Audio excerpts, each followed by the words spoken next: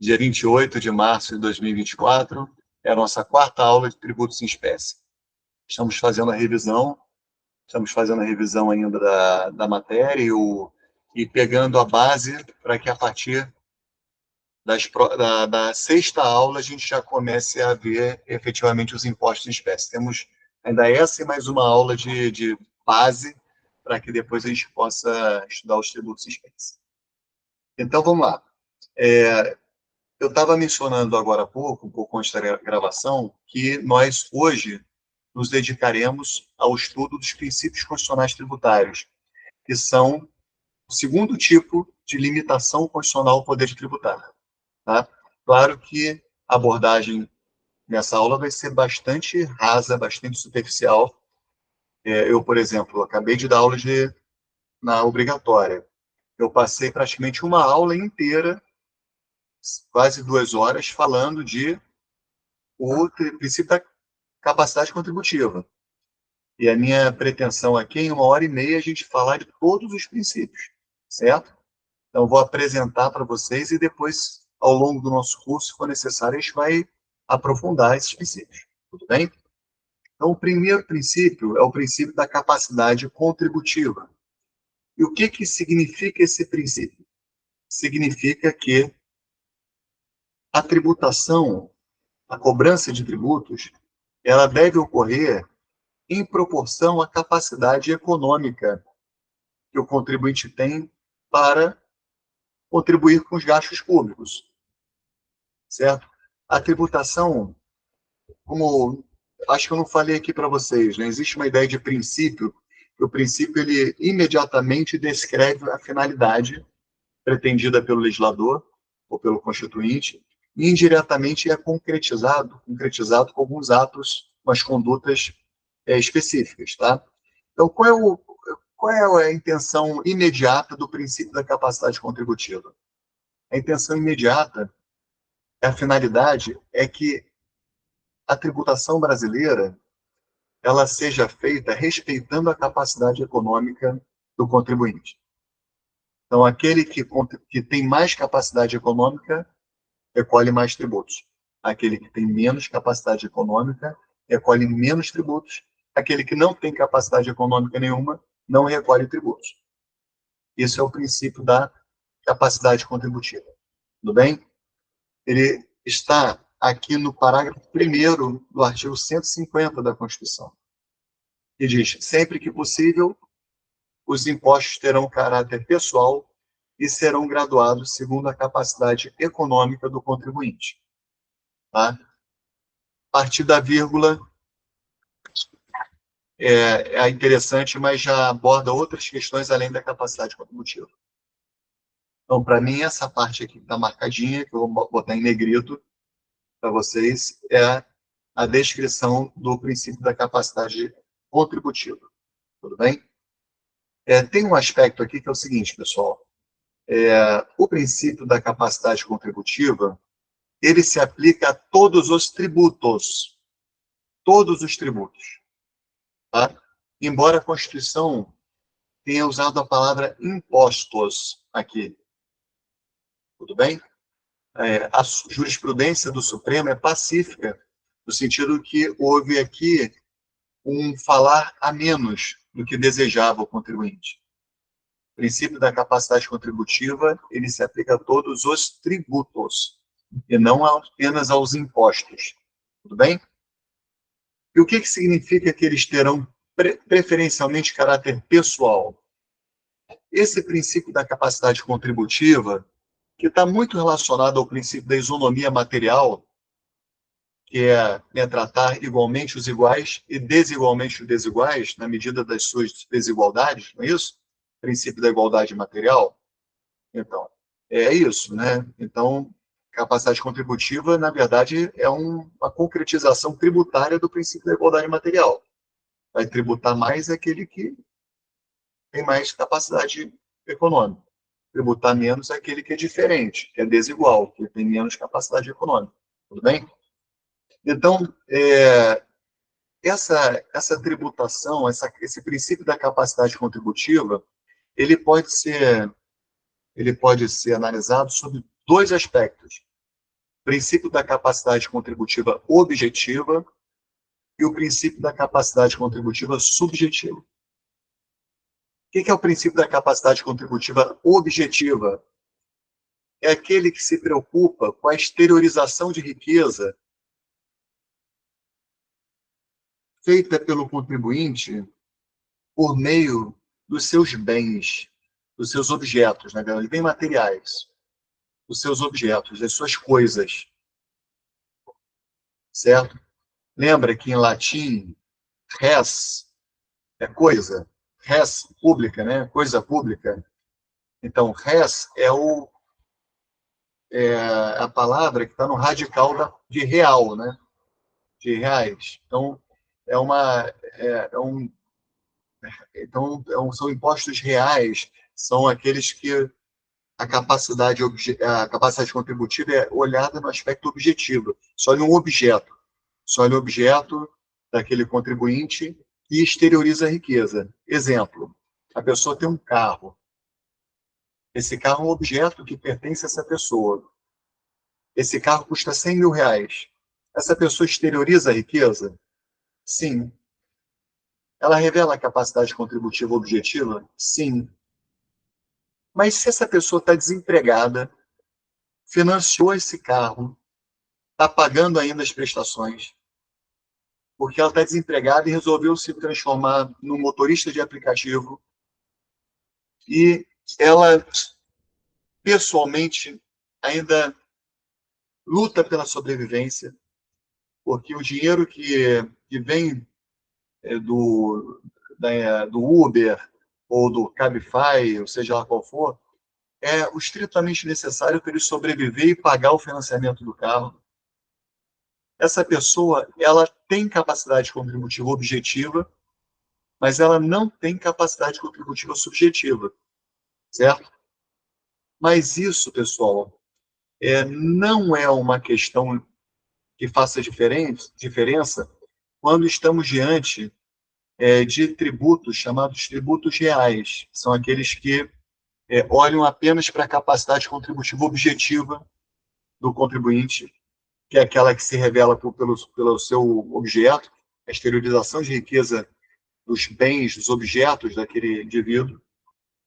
E a nossa Constituição, ela se contenta com essa capacidade contributiva objetiva, embora ela recomende que os tributos tenham preferencialmente natureza pessoal, porque nos impostos pessoais, ou nos tributos pessoais, além da capacidade contributiva objetiva, é necessário se analisar a capacidade contributiva subjetiva, que é aquela capacidade contributiva que olha o sujeito, não só o objeto. Olha o sujeito da tributação. Olha aquela pessoa. Então, um exemplo que eu dei aí na última aula, na aula de Tributário 2. Eu e o professor Marco Antônio, aqui da faculdade, nós temos exatamente os mesmos cargos públicos. Nós, igualmente, somos procuradores do município do Rio de Janeiro e somos professores da UF, certo? Então, se a gente for desconsiderar tempo de serviço, que o dele é bem maior do que o meu, né, nós teríamos, em tese, a mesma remuneração mensal. Vamos supor que seja 20 mil reais por mês. Então, eu recebo 20 mil, o Marco Antônio recebe 20 mil reais. Beleza? Mesma remuneração mensal. E aí, o que acontece? Nós temos exatamente a mesma capacidade contributiva objetiva. Beleza? Porque a nossa remuneração é idêntica, o objeto, que é o dinheiro, é exatamente o mesmo, nós exteriorizamos riqueza objetiva da mesma forma, nós temos idêntica capacidade contributiva objetiva. Só que, por exemplo, eu tenho mais filhos que o Marco Antônio. Eu tenho quatro filhos, o Marco Antônio tem 2. Então, para efeitos de imposto de renda, o imposto de renda, que é um tributo pessoal, que olha para a capacidade contributiva subjetiva, além da objetiva, existe uma preocupação em se calibrar a tributação de acordo com circunstâncias pessoais daquele contribuinte. Eu, por exemplo, tenho maior gasto com plano de saúde, com os dependentes. Tenho maior gasto com educação, com os meus dependentes. Certo? Tenho maior gasto com o próprio dependente. Então, só pelo fato de eu ter mais dependentes, o imposto de renda me faz pagar um pouco menos, que presume que eu gaste mais com alimentação, com os cuidados ordinários. Então, na hora que nós formos fazer nosso imposto de renda, embora a gente receba os mesmos 20 mil reais, em tese, né, eu pagarei menos, porque o imposto de renda é um imposto pessoal que não se contenta com a capacidade contributiva objetiva e utiliza a capacidade contributiva subjetiva que calibra aspectos pessoais daquele contribuinte para tributar ou mais ou menos aquele contribuinte. Tá legal? Idealmente, pessoal, o que é melhor? São os impostos pessoais, né? Porque aí a tributação fica mais justa ainda. Só que no Brasil, a gente tem basicamente um imposto pessoal, que é o imposto de renda. Todos os outros são impostos reais. Tá? Tem uma certa discussão em relação ao ISS, mas hoje, dos impostos instituídos, todos eles são reais. Se contentam com capacidade contributiva objetiva, com aquela riqueza exteriorizada pela coisa da pessoa. Exemplo que eu gosto de dar, dei na aula aí do pessoal tributário 2. Vamos supor que um morador de rua tenha herdado uma cobertura na Praia de Careia de 10 milhões de reais. Certo? Ele herdou essa cobertura. Ele era um morador de rua e herdou uma cobertura. Se tornou proprietário de uma cobertura na Praia de Careia de 10 milhões de reais. Esse morador de rua revela capacidade contributiva objetiva? Revela, pessoal.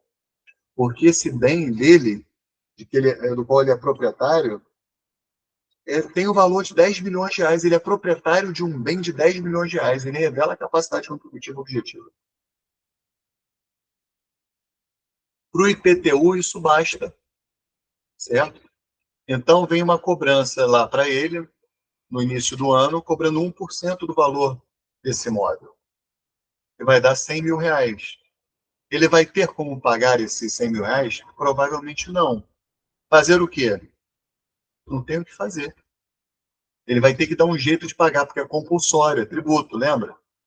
E o que provavelmente ele vai ter que fazer? Provavelmente vai ter que vender esse imóvel para pagar o imposto. E se não pagar, esse imóvel vai ser penhorado, vai ser levado a leilão.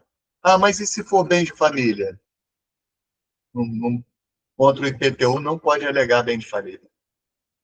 Vai ser penhorado do mesmo jeito. Tá legal? O que ele vai ter que fazer? Ele vai ter que vender o imóvel, comprar um que seja compatível para ele poder pagar o IPTU, certo? Se eu fosse ele, eu venderia esse imóvel, compraria um de 1 milhão de reais, já seria um baita do imóvel, pegaria 9 milhões, botaria na aplicação conservadora, né, que vai render 0,5% ao mês, é bem conservadora, e vai ter 450 mil reais por mês para aproveitar, 45 mil reais, né? 45 mil reais por mês, né? 9 milhões, 10%, 900 mil, né? 1%, 90 mil, 45 mil reais por mês é muito bom, né? Então, vai conseguir resolver e pagar o IPTU do imóvel de 1 milhão de reais. Qual vai ser o IPTU do imóvel de 1 milhão de reais? 1% de 1 milhão, 10 mil reais. Ele vai ter os 45 mil por mês, vai estar tranquilo para pagar 10 mil por ano. Beleza? Então, é isso. Essa é a diferença de capacidade contributiva objetiva para subjetiva. Para o princípio da capacidade contributiva condicional, fora o desconto pagando à vista. Boa, Pedro, isso aí. Normalmente é de 7% de desconto. Então, para o princípio da capacidade contributiva, basta pelo menos o da objetiva, tá? Então, a Constituição se contenta com o princípio da capacidade contributiva objetiva, embora recomende que os impostos sejam, sempre que possível, de caráter pessoal, de modo a contemplar a capacidade contributiva subjetiva também, tá? Mas é uma norma programática, então, uma intenção, tudo bem? Bom, além desse princípio, a reforma tributária que teve agora, no final do ano passado, ela incluiu alguns princípios novos. E eu vou ter que preparar aulas específicas sobre esses princípios novos, que não existiam antes, tá? Estão aqui no parágrafo 3º, tá? Foi introduzido pela emenda constitucional 132. Então, no nosso sistema tributário nacional, nós agora deveremos observar o princípio da simplicidade, ou seja, sempre que o legislador instituir um novo tributo ou tentar regulamentar, ele tem que tentar regulamentar da forma mais simples possível, beleza? Princípio da simplicidade. Tem que ter o princípio da transparência, ou seja, deve haver informação em relação a quanto está sendo tributado, qual é a carga tributária que vai incidir sobre cada contribuinte, beleza? Então, é necessário observar o princípio da transparência, que foi acrescentado. Ele sempre foi um princípio do direito financeiro, mas agora é um princípio também do direito tributário, beleza? Princípio da justiça tributária. A justiça tributária sempre foi tratada como um valor, e sendo valor, não era considerado propriamente uma norma jurídica, tá? O valor, ele é metajurídico. Ele ajuda na interpretação e na aplicação da norma jurídica, mas não tem força normativa, tá? Mas a reforma tributária promove a justiça tributária para ser um princípio. E sendo um princípio, pessoal, ele passa a ser norma jurídica. Norma jurídica, vocês sabem, né? Que podem ser ou regras ou princípios.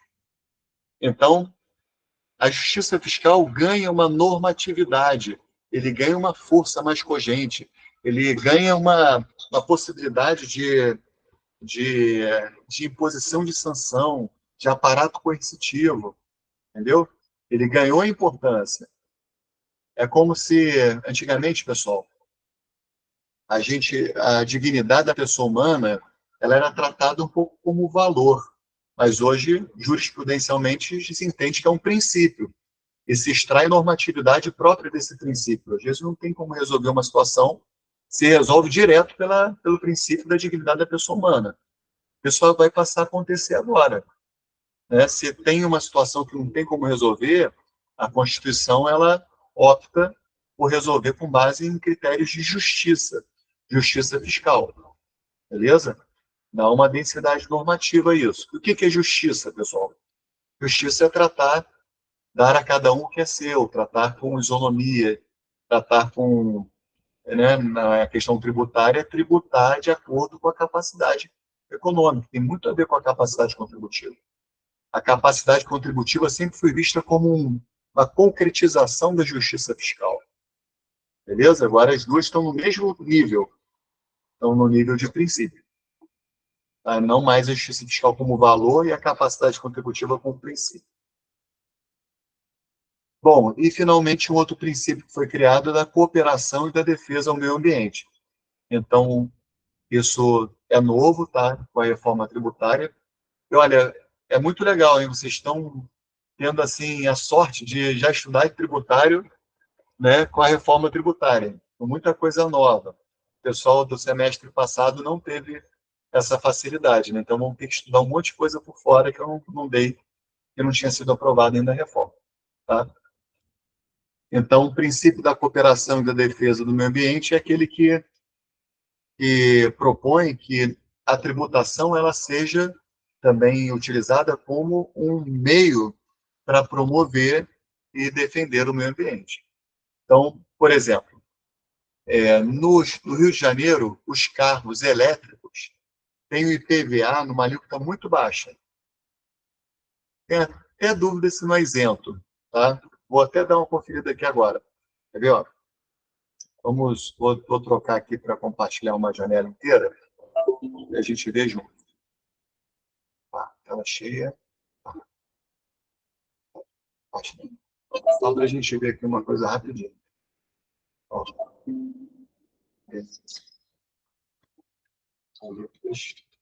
IPVA. Deixa eu ver.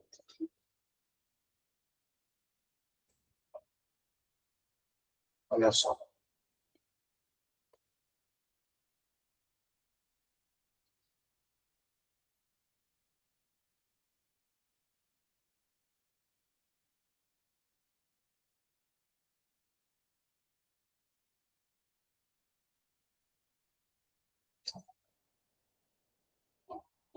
Olha só, pessoal. Não. Aqui tem Minas, mas tudo bem. Para mim vale. Não, mas aqui é o tipo de. Bom, depois eu vejo. A gente, quando estudar IPVA, eu tenho a minha aula sobre IPVA que tem essas alíquotas, tá? É só para vocês saberem. Salvo engano, gasolina é 4% alíquota. Híbrido, gasolina e álcool é 3%. Se for só álcool, é 2%. Se for gás natural, eu acho que é 2%. Se for elétrico, a outra vez que eu pesquisei, salvo engano, era 0,5%. Então, as alíquotas são menores em razão de uma questão de extrafiscalidade para estimular as pessoas a comprarem veículos menos poluentes. Por quê? Porque nós temos o dever de respeitar o meio ambiente, né? Aí isso se tornou um princípio constitucional tributário com com a nossa reforma tributária, né, que vai prever agora expressamente isso. Vou botar lá para a gente. Não, deixa eu pegar o nosso arquivinho aqui que está facilitado. Então, ó, cooperação em defesa do meio ambiente, beleza? E esse negócio aqui, parágrafo 4º, as alterações da legislação tributária buscarão atenuar efeitos regressivos. A melhor forma de explicar isso, e aí eu peço desculpas aí ao Marcelo, que já escutou isso hoje, né? O que são os efeitos regressivos da tributação? Vou dar um exemplo bem simples que eu acho que ajuda bastante a entender, tá? Olha só, vamos supor que eu receba 20 mil reais por mês. Eu moro sozinho, beleza? Não sou casado, não tenho filhos, eu moro sozinho. E recebo 20 mil e preciso comprar alimentos para a minha sobrevivência. E vou ao mercado, compro 500 reais em alimentos e itens de higiene pessoal. Tá legal? 500 reais. O mercado, quando me vende essa mercadoria, ele vai ter que pagar um tributo chamado ICMS, que é o Imposto sobre Circulação de Mercadorias e Serviços. Que normalmente tem como alíquota média 20%. Tá? Então, numa compra de 500 reais, vamos arredondar para 20%, as alíquotas de todos os produtos, vamos supor que tudo fosse 20%. O mercado pagaria 20% de 500 reais e dá 100 reais. Beleza? Só que o ICMS, pessoal, é um tributo que a lei permite que o contribuinte repasse o ônus tributário dele, o ônus econômico, para quem está comprando bem. Então, na nota fiscal, quando eu for passar lá no caixa, vai aparecer produtos, 500 reais. ICMS, 100 reais. Quanto é que a caixa vai me cobrar? 600 reais. Beleza? 100 reais eu vou estar pagando o tributo que era do mercado que ele me repassou. Quanto é que corresponde 100 reais na minha renda mensal? Corresponde a 0,5%. Tá? Eu já fiz essa conta. Tá? 1% seria 200 reais. 0,5%, 100 reais. Então, na minha renda mensal, esse custo tributário vai ser de 0,5%. Agora, pensa num trabalhador que recebe 2 mil reais por mês. Ele está passando no caixa do lado com exatamente a mesma compra, certo? Custou 500 reais, 100 reais de ICMS que é repassado para ele, e ele vai acabar arcando com 100 reais de tributação que era do mercado que foi repassado para ele. Quanto é que corresponde 100 reais para quem recebe R$ 2.000 por mês. Corresponde a 5% da remuneração. Percebam que o peso tributário para mim, que tem uma renda maior, vai ser de 0,5% da minha renda. O peso tributário para esse sujeito que tem uma renda menor vai ser de 5%. A isso a gente dá o nome de efeitos regressivos da tributação. Quem recebe menos sente mais nesses impostos sobre o consumo, entendeu? Acaba sentindo mais. Então, isso tem tudo a ver com capacidade contributiva, tá? Acaba, de certa forma, sendo uma coisa contraditória ao princípio da capacidade contributiva. Por isso que a reforma constitucional acrescentou esse parágrafo 4º, que diz que vai haver uma tentativa, as alterações da legislação tributária buscarão atenuar efeitos regressivos da tributação, fazer com que esses efeitos sejam menos sentidos, tá? E, de fato, a reforma tributária dá uma atenuada, porque ela criou uma coisa muito legal, que é um cashback, tá? Então, aquela pessoa que for de baixa renda e comprovar que comprou produtos essenciais, a reforma tributária prevê que ela possa pedir um cashback desse tributo que ela pagou justamente para atenuar esses efeitos regressivos. É como se essa pessoa que recebe R$ 2.000 pudesse, no final do mês,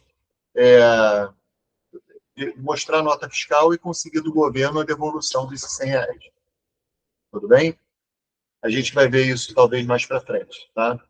Quando estudar o IBS e o CBS, que são os tributos novos que vão ter que entrar no nosso cronograma, e são uma das razões pelas quais eu não mandei o cronograma para vocês ainda, tá? Então, vamos lá. Cabe a lei complementar, já vimos, então aqui zeramos, tá? E aí estamos já falando de princípios constitucionais tributários. Bom, o 149B, pessoal, só para vocês saberem, é tudo a ver com IBS e CBS. São os tributos que a gente vai estudar, devo deixar para o final do nosso curso, tá? São os tributos da reforma constitucional. Então, deixo esses dispositivos para a gente tratar mais para frente. E aí, voltando lá aos princípios constitucionais tributários. Nós falamos do princípio da capacidade contributiva, agora.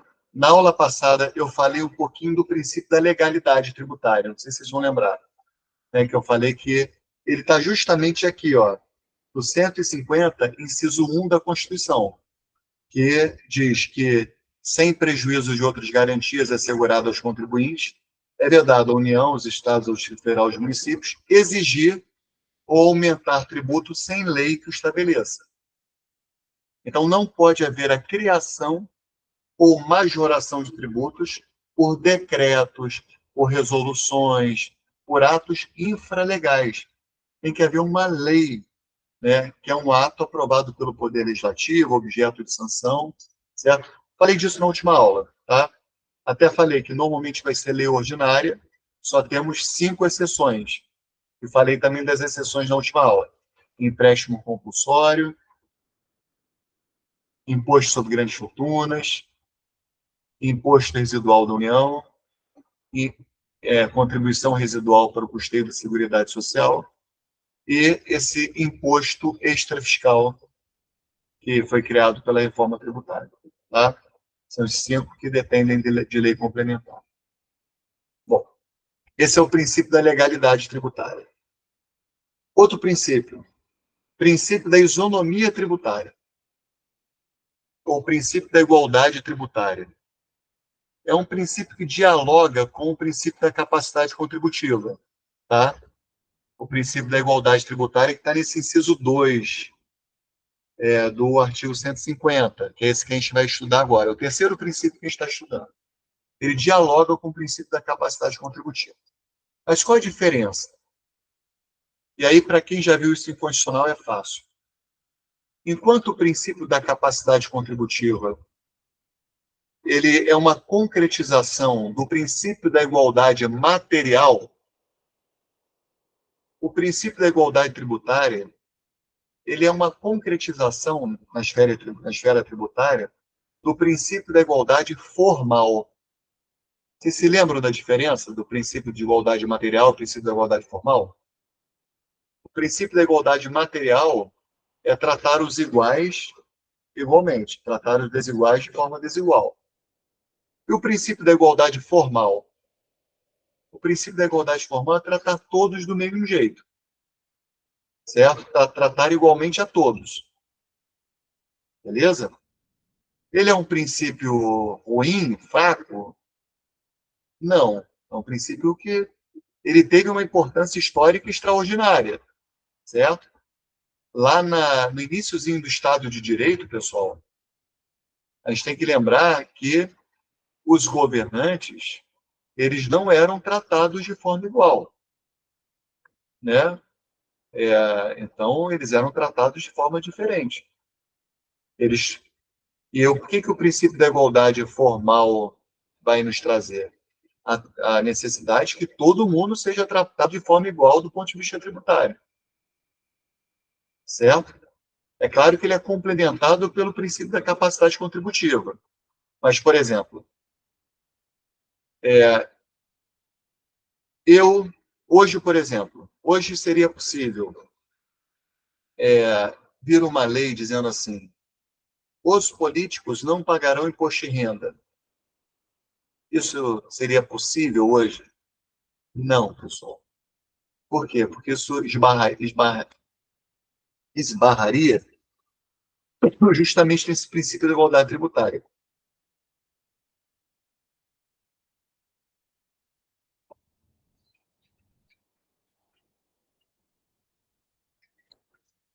Uma igualdade formal.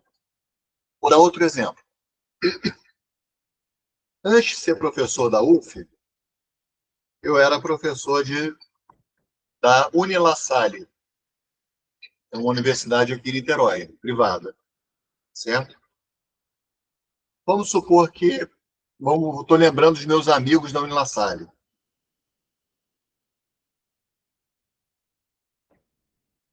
Vamos supor que hoje, pessoal, tem um professor da Unila Salle que receba a mesma contraprestação, mesma remuneração que eu recebo, tá? Nós trabalhamos a mesma quantidade de horas, esse professor recebe R$ 5.000 por mês como salário, né, que é a contraprestação do empregado. Ele, como empregado, ele recebe salário, né? Eu, como servidor público, eu recebo vencimento ou remuneração, né? Então, e recebo 5.000.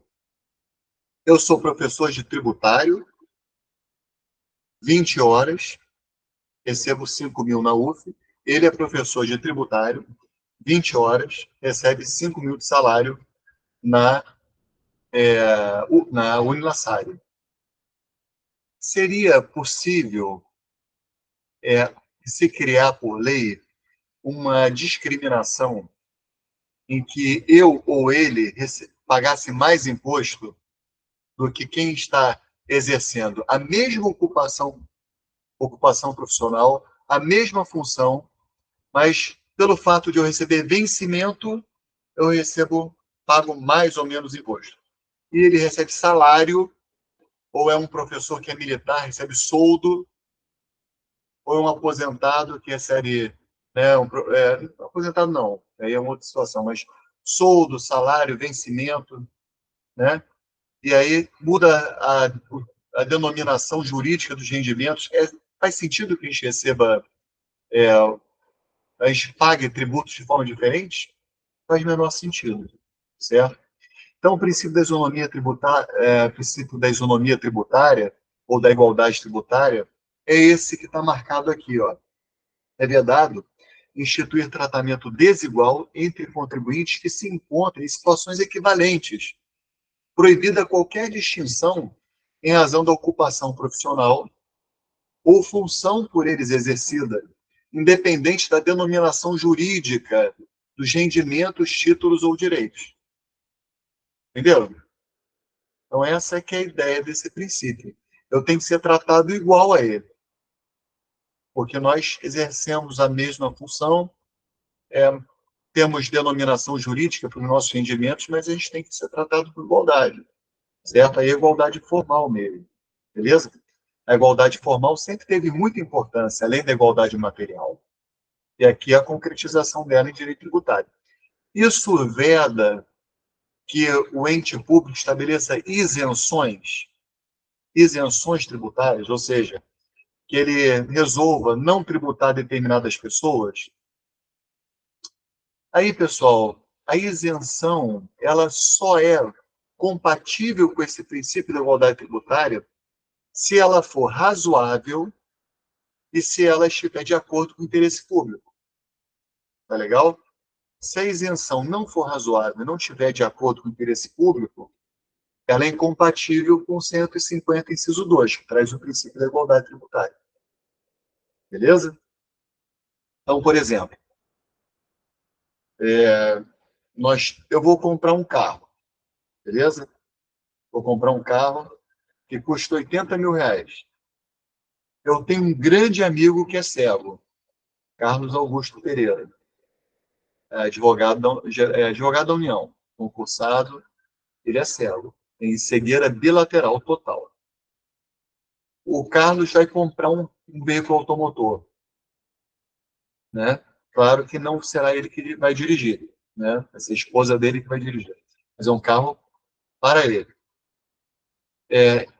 É possível que haja isenção para pessoas com deficiência? É razoável e tem interesse público nisso? Me parece que sim, pessoal. Me parece que sim. Porque isso acaba sendo, inclusive, um traço de preocupação com uma capacidade contributiva subjetiva. Beleza? Você vê que tudo se comunica, né, pessoal?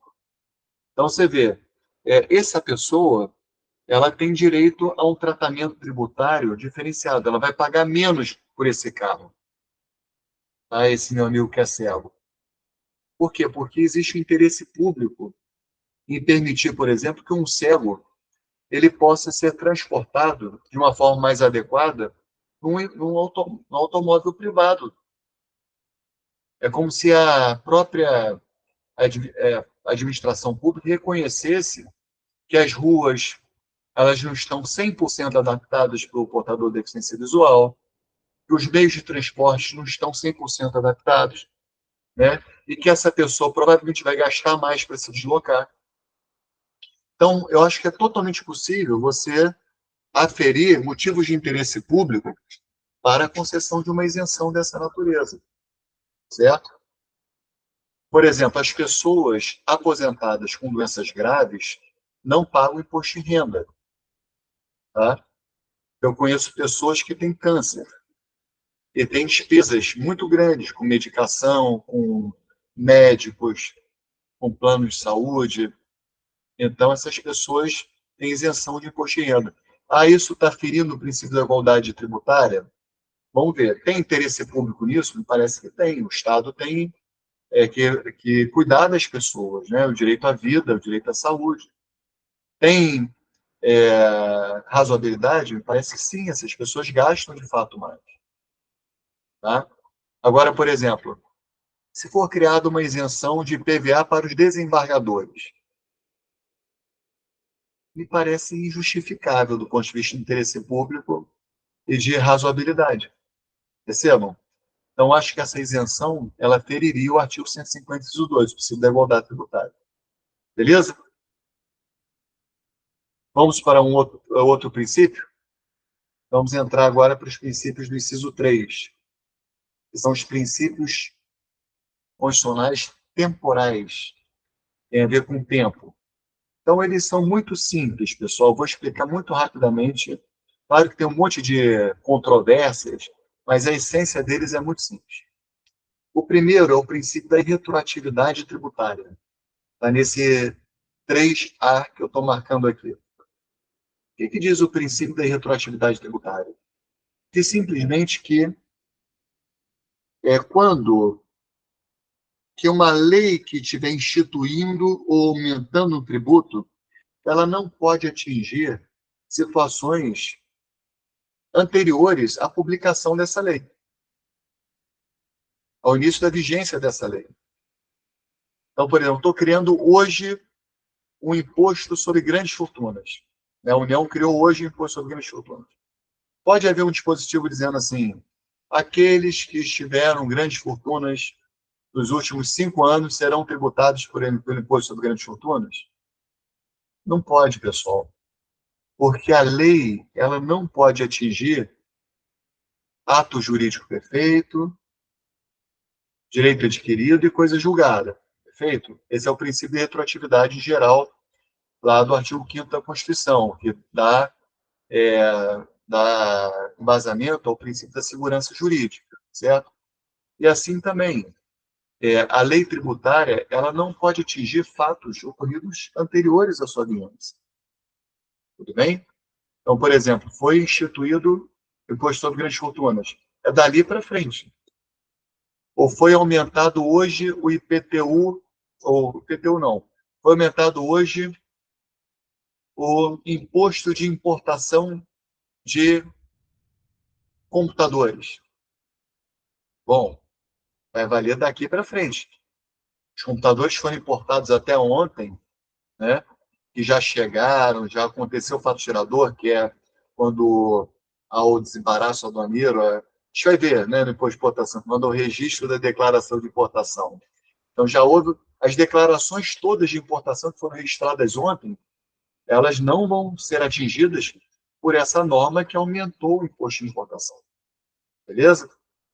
Então, majoração e instituição de tributos só atingem fatos futuros e não atingem retroativamente. Esse é o princípio da retroatividade tributária. Deu para entender isso? Deu? Deu, Maria Clara? Deu, Milena? Marcelo? Deu para entender? Tranquilo, né? Então, esse princípio em relação à instituição de tributos, de majoração, eu não conheço exceção para ele. Qualquer tributo que é majorado ou instituído, ele se submete ao princípio da retroatividade tributária. Tem que ser dali para frente. Tá legal? Bom, vamos supor que começou uma guerra. A guerra começou hoje. E aí o governo corre para instituir imposto de guerra. E aí consegue instituir, a partir do dia, a lei aprovada no dia 1º de maio. Pode haver cobrança retroativa ao início da guerra, que foi em 28 de março? Não pode, só pode cobrar a partir da vigência da lei. Tá legal? Esse é o princípio da retroatividade tributária.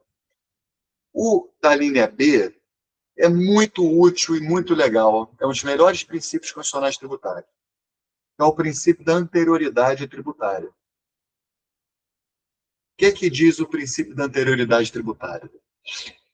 Diz que quando for instituído ou majorado um tributo, os seus efeitos só podem ser produzidos a partir do dia 1º de janeiro do ano seguinte àquele da publicação da lei que instituiu ou majorou o tributo. Então, em caso de majoração ou instituição de tributo, a cobrança desse tributo aumentado ou instituído só pode acontecer a partir do dia 1º de janeiro do ano seguinte à publicação da lei que instituiu ou majorou o tributo. Então, vamos supor, pessoal, a gente hoje o IPTU tem alíquota de 1% em Niterói, por exemplo. Acho que é isso, tá? Não tenho certeza não. Só até depois conferir. 1%. Vamos supor que seja aprovada hoje uma lei prevendo que a alíquota do IPTU será de 1,5% ou 2%. Essa lei só pode produzir efeitos, né, a partir do dia 1º de janeiro de 2025, em razão desse princípio, que é o princípio da anterioridade tributária. Ou vamos supor que a tributação para, sei lá, professores de cursinhos preparatórios para a OAB, né, de ISS seja de 2%. Tá? As alíquotas do ISS elas podem variar entre 2% e 5%. Depois a gente vai ver isso. Então, vamos supor que seja de 2%. E aí, é aprovada hoje uma lei, publicada amanhã uma lei, passando para 4%. Os professores de cursinho continuarão pagando 2% até dezembro desse ano. Só pode cobrar o tributo majorado a partir do dia 1º de janeiro de 2025. E, por exemplo, vai que sai uma lei complementar instituindo o imposto do pecado, o imposto extrafiscal, esse novo aí da reforma tributária. Essa lei, ela só... Aí eu tenho que ver se é exceção, tá? Porque pode ser que seja exceção. Deixa eu ver aqui logo. É o parágrafo primeiro.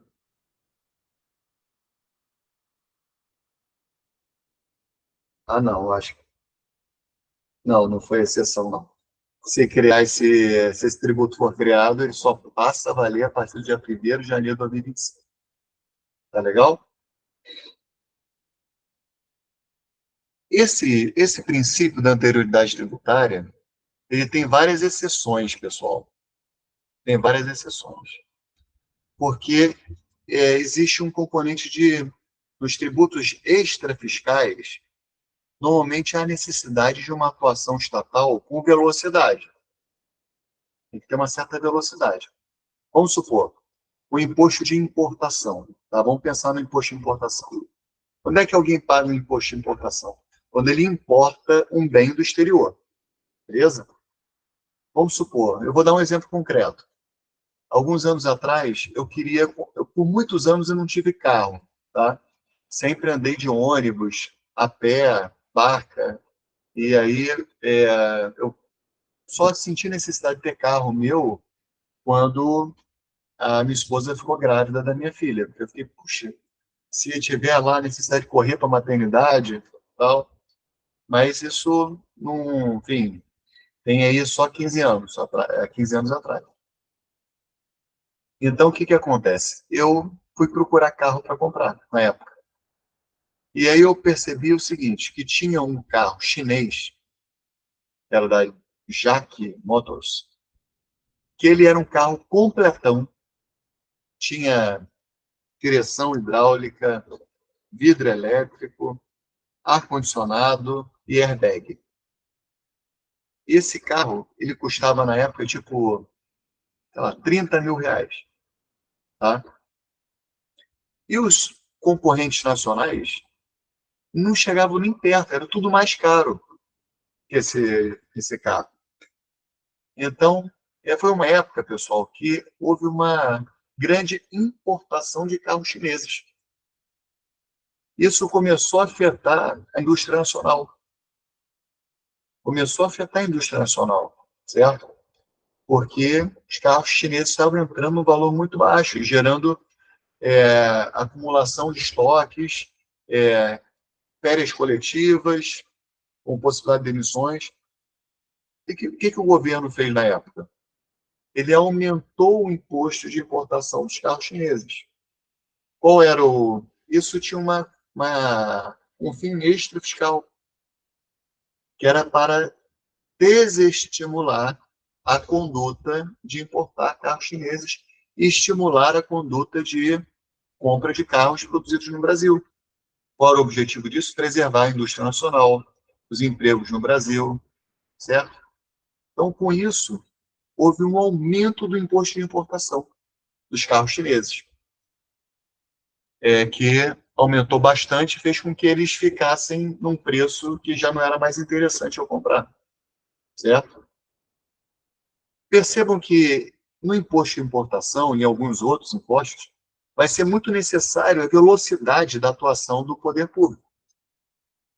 Então, não tem sentido esperar até o dia 1º de janeiro do ano seguinte para que haja o aumento da alíquota do imposto de importação. Imagina, e se isso fosse, acontecesse agora no dia 28 de março? a indústria nacional toda que quebraria em abril, maio, junho, julho, agosto, setembro, só em janeiro do ano seguinte aumentar o imposto de importação. Então, o imposto de importação e alguns outros impostos que têm uma extrafiscalidade que exige essa velocidade são exceções ao princípio da anterioridade tributária. Essas exceções estão todas no artigo 150, parágrafo 1º da Constituição. Beleza? Que indica quais são os impostos que são exceção ao princípio da anterioridade. Tem mais alguns que não estão aqui, tá? Mas aí é mais de contribuições, se de combustível, por exemplo, tá? Aí não é muito de imposto, mas, regra geral, estão aqui as exceções. Em relação ao princípio da legalidade também, pessoal, esqueci de falar uma coisa. Nenhum imposto é exceção ao princípio da legalidade. Tá? Nenhum imposto é exceção ao princípio da legalidade. Todos os impostos têm que ser instituídos por lei ou majorados por lei. Tá? O que existe, pessoal, no princípio da legalidade é uma mitigação do princípio da legalidade para alguns impostos extrafiscais. Mitigação, não é exceção. Tá? Nenhum tributo pode ser instituído por decreto. Mas, em relação à majoração de alguns impostos, pode haver uma mitigação. O que é uma mitigação? Uma flexibilização. Como é que se dá essa flexibilização? Vamos supor que esse exemplo do carro chinês. Tá? Tem que ser aprovada uma lei, princípio da legalidade, para majorar o imposto de importação. E quem acompanha o processo legislativo sabe que aprovar lei nem sempre é muito rápido. Você tem a fase de discussão do projeto, apresentação, discussão, depois votação, aí vai para uma casa legislativa, depois vai para outra. Aí, se tiver modificação, volta para a primeira casa legislativa, depois tem a sanção. Aprovar lei é demorado. Também não faria sentido esperar até uma aprovação de lei para majorar a alíquota do imposto de importação, senão ia falir a indústria nacional. Então, esses impostos que demandam uma velocidade na sua atuação fiscal, eles sofrem a mitigação ao princípio da legalidade. De que forma que é essa mitigação? A lei que institui e disciplina aquele imposto pode criar uma faixa de alíquota máxima e alíquota mínima que o Poder Executivo, por decreto, ele pode aumentar e diminuir essas alíquotas dentro dos limites estabelecidos na lei. Por isso que não é exceção ao princípio da legalidade, é uma flexibilização. Então, por exemplo, a lei que instituiu o imposto de importação, ela estabelece que a alíquota mínima do imposto de importação será de tanto, e a alíquota máxima será de tanto, podendo o Poder Executivo aumentar ou diminuir essas alíquotas por decreto, por ato. Decreto não, por ato do Poder Executivo, nem é decreto. Às vezes é um ato, como no imposto de exportação, do Conselho, do CAMEX, Câmara de Mercado ou Comércio Exterior, certo? Então, o Poder Executivo pode, por decreto, majorar a alíquota, mas tem que ser dentro dos limites da lei, beleza? Essa técnica, ela só é possível para alguns poucos impostos. O artigo 153 da Constituição, parágrafo 1º, vai trazer que impostos são esses, tá? E essas exceções nós vamos estudar detalhadamente no nosso curso de impostos, tributos em espécie. Tá legal? Então, existe essa mitigação ao princípio da legalidade em alguns tributos que nós vamos estudar. Bem? Bom, outro princípio constitucional tributário é o princípio da anterioridade nonagesimal ou noventena. Princípio da anterioridade nonagesimal ou noventena. Esse princípio ele foi incluído pela Emenda Constitucional número 42 de 2003. Ele não é da redação originária da Constituição.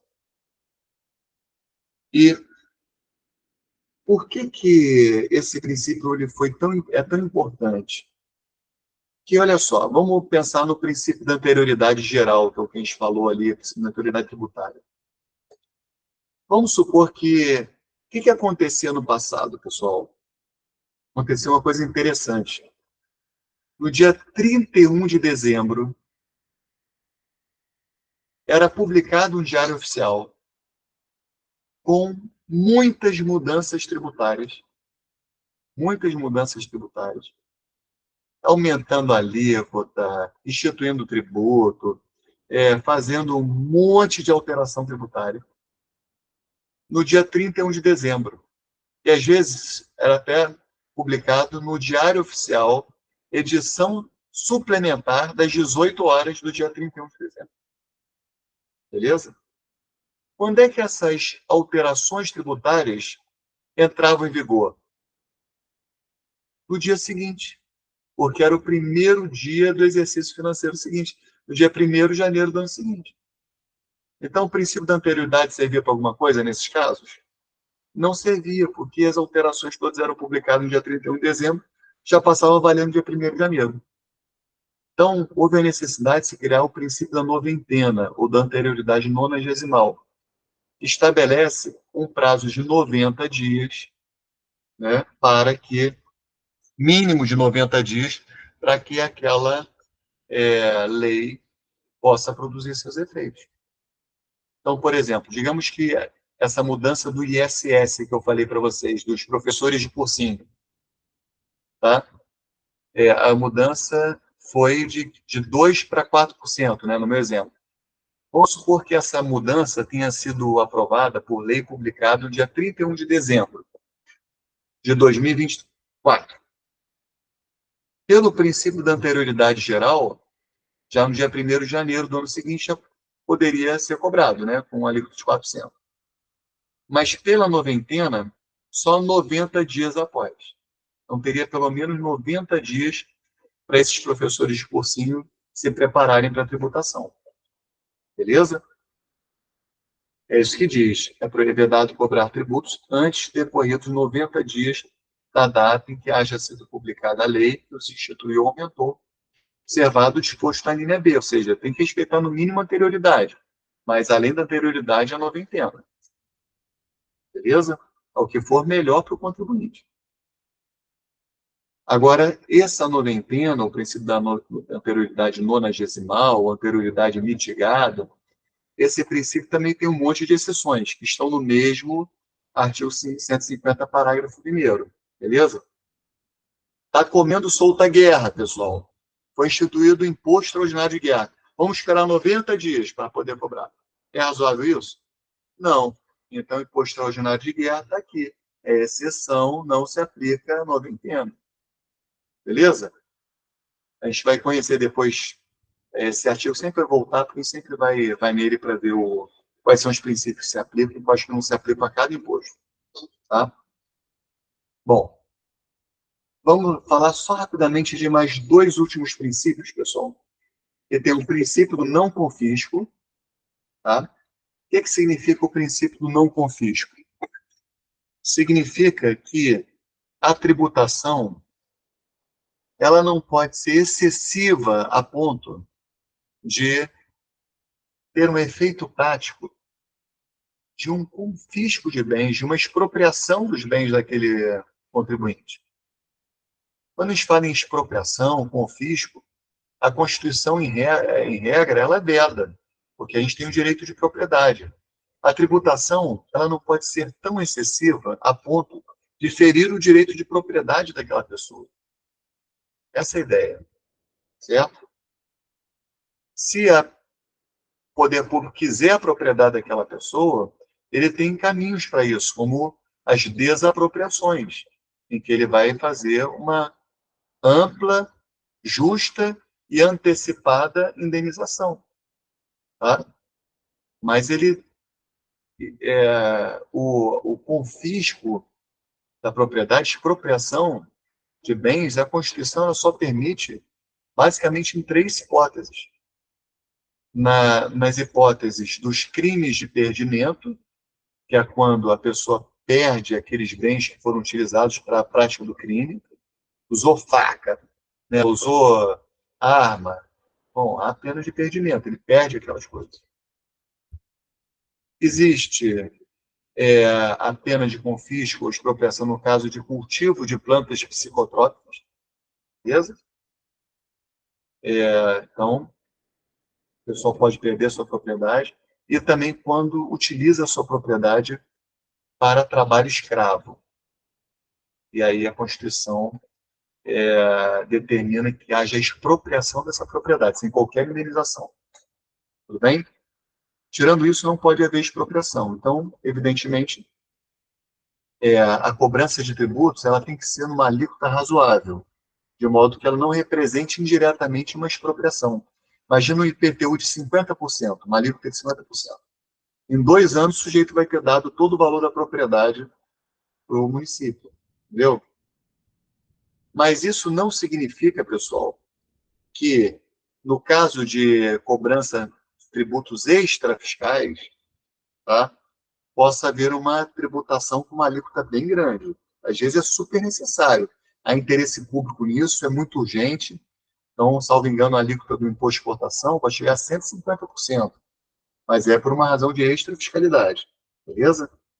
É por uma razão de extrafiscalidade. Aí não fere o princípio do não confisco. Finalmente, pessoal,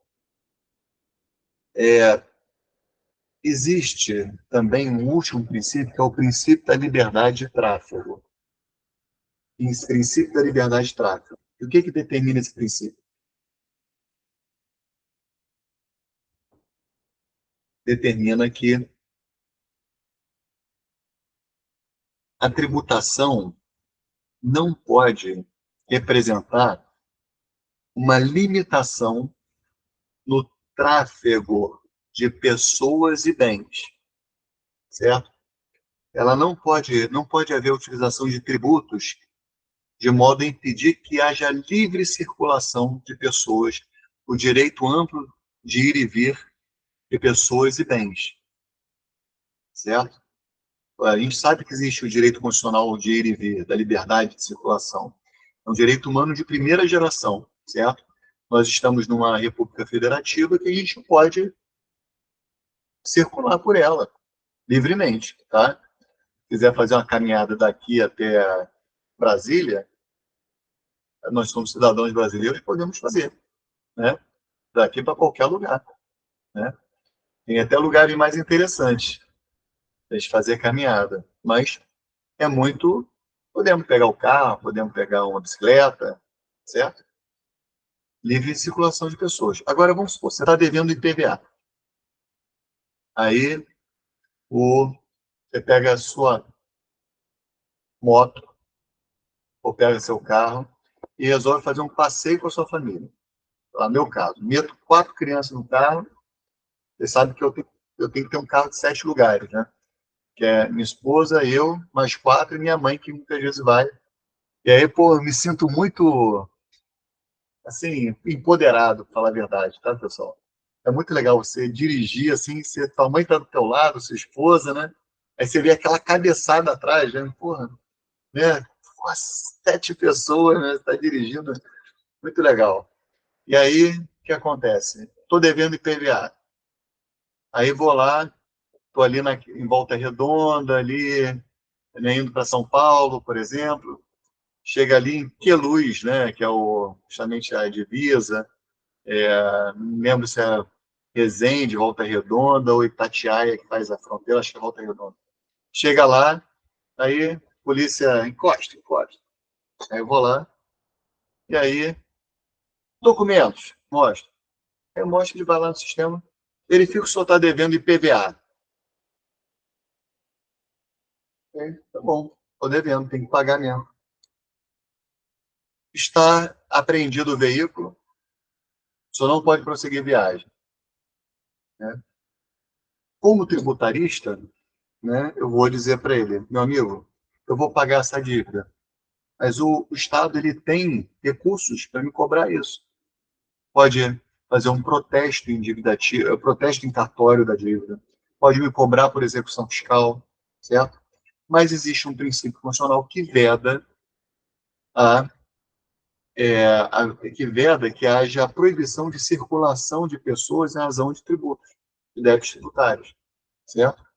Portanto, eu tenho direito constitucional, pelo princípio da vedação à limitação de tráfego em razão de tributos, de prosseguir minha viagem, sem prejuízo de eu pagar esse tributo oportunamente, certo?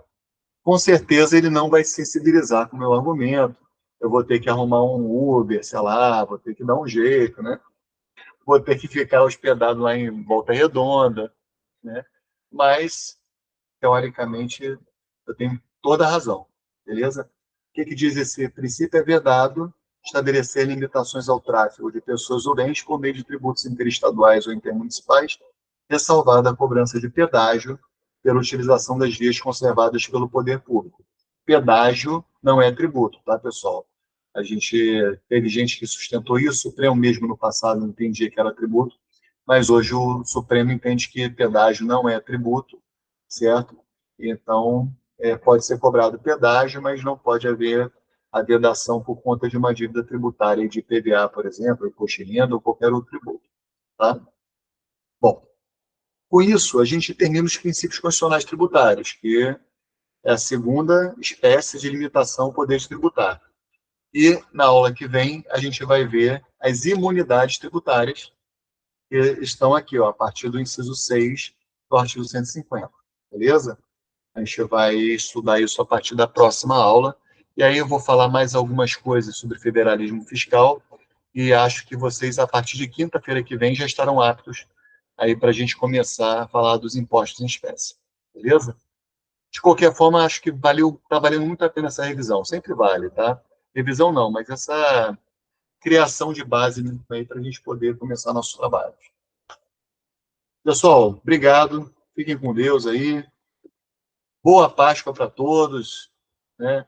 Não sei quem vai participar aí das celebrações aí que antecedem a Páscoa, mas hoje já começa aí, né? O pessoal que frequenta o Tríduo Pascal, né? Quinta-feira, né? Santa, sexta-feira e sábado depois, Vigília Pascal. E bom domingo aí para todos, boa Páscoa. Fiquem com Deus. Até terça-feira da semana que vem. Obrigado, Valeu. professor. Boa Páscoa. Valeu, professor. Obrigada, professor. Boa Páscoa. Tchau, tchau, Boa professor. Boa Páscoa. Boa tarde, boa Páscoa também. Valeu, professor.